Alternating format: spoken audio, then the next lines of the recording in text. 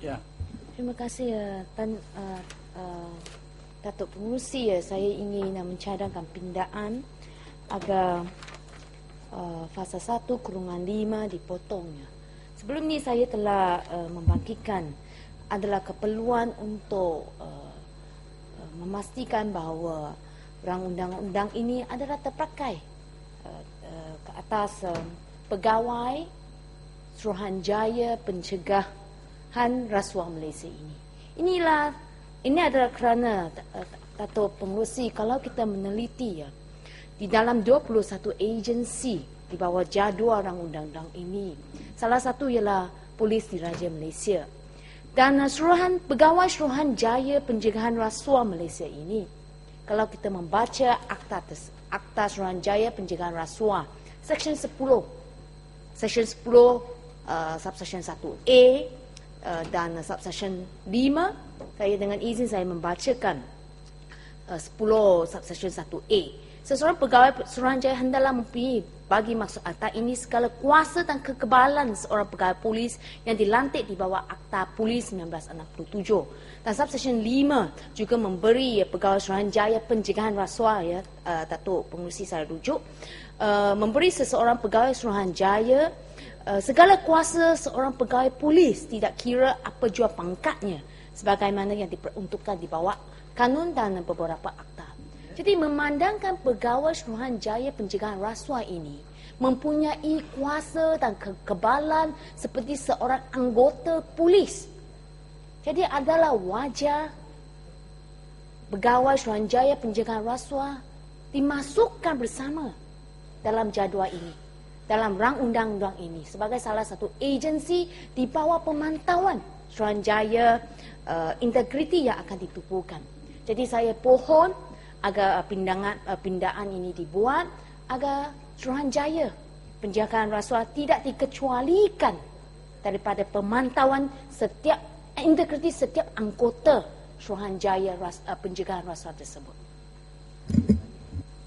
Terima kasih. Masalahnya ialah bahawa pindaan sebagaimana yang tertera dalam kertas pindaan yang telah dibentang oleh Yang Berhormat Batu Gajah sekarang ini terbuka untuk dibahas. Ya, Pak Barat. Terima kasih, Datuk Pengerusi. Datuk Pengerusi, sebelum saya mulakan hujaan saya nak tahu, saya nak hujah mengenai Seksyen 1 Subsection 3. Jadi adakah ruangan akan diberi kemudian kelak?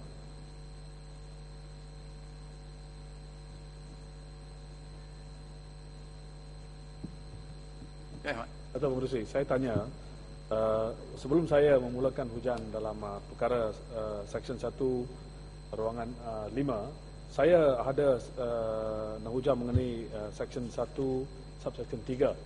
Adakah saya akan dibenarkan untuk menghujah kemudian kerana kita terus ke ya, kita hanya terus kepada pembinaan. Lepas tu saya boleh alih ke 3. Terima kasih. Ringkas.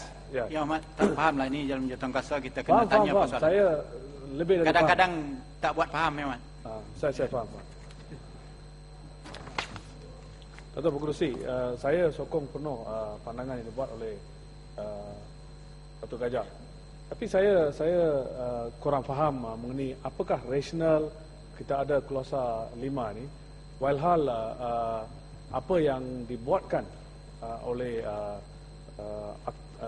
Suruhanjaya Pencegahan Rasuah, iaitu ACA. ACA nampaknya dalam beberapa dalam aktanya ada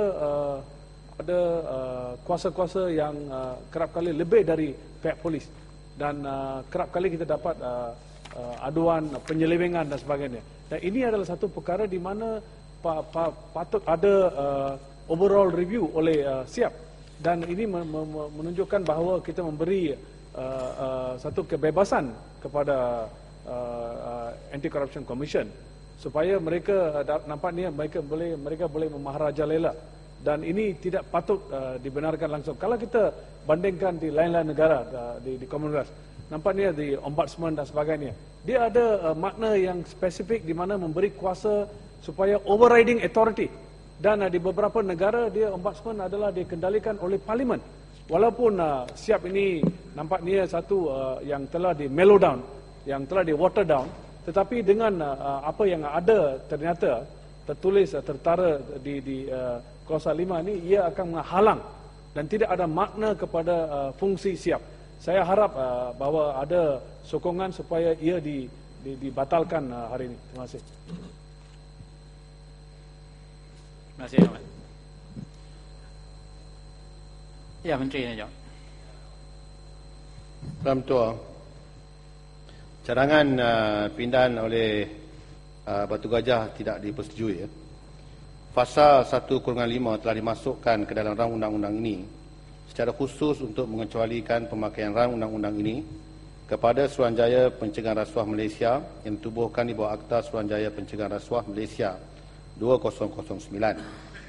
SPRM baru ditubuhkan mulai 1 Januari 2009 dengan matlamat utama untuk menggalakkan integriti dan kebertanggungjawabkan pentadbiran sektor awam dan swasta, serta untuk mendidik pihak berkuasa awam, pegawai awam dan orang awam tentang rasuah dan kesan buruknya terhadap pentadbiran sektor awam dan swasta dan komuniti. Akta Suruhanjaya Pencegahan Rasuah Malaysia 2009 yang telah diluluskan oleh Dewan ini pada mesyuarat ketiga penggal pertama Parlimen ke-12 yang berakhir pada Disember 2008 dan mula berkuat kuasa pada 1 Januari 2009. SPRM telah diwujudkan sebagai satu badan pencegah rasuah yang bebas dan bertanggungjawab. Pada pandangan saya, sudah cukup pemantauan yang diperuntukkan oleh Akta SPRM terhadap SPRM. Tidak perlu lagi bagi SPRM untuk dipantau oleh Suruhanjaya Integriti Agensi Penguatkuasaan ini.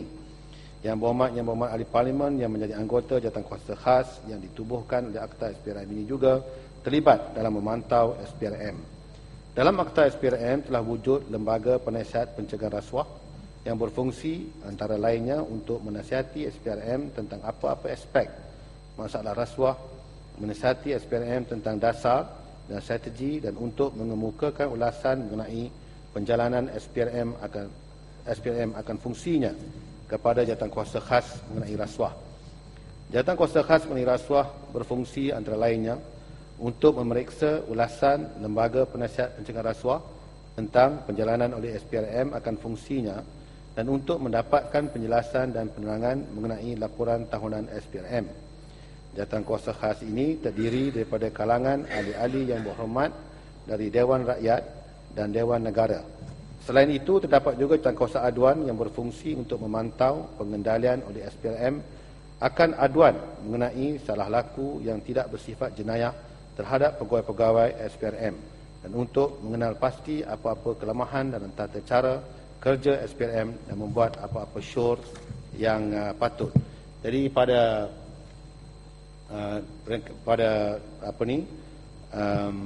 pendapat kerajaan, kita sudah pun sebenarnya Suruhanjaya ini diaktakan dengan ada 3-4 jawatankuasa dan panel untuk melihat perjalanan mereka.